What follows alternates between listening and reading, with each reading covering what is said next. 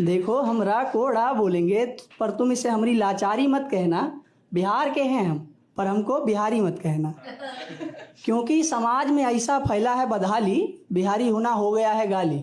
और जानते हो ऐसा हम काहे कह रहे हैं? क्योंकि हम बिहारी होने का जिल्लत सह रहे हैं।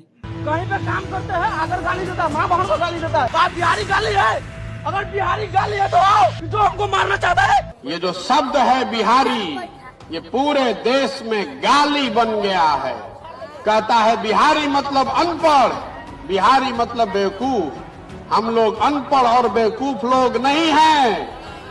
ये नेताओं ने और व्यवस्था ने हम लोग को अनपढ़ और बेवकूफ बना रखा है। एक बार आप जग जाइएगा तो इस मिट्टी में इतनी ताकत है। ये ज्ञान की भूमि रही है बिहार। देवताओं को भी यहाँ पर आकर ज्ञान मिला है।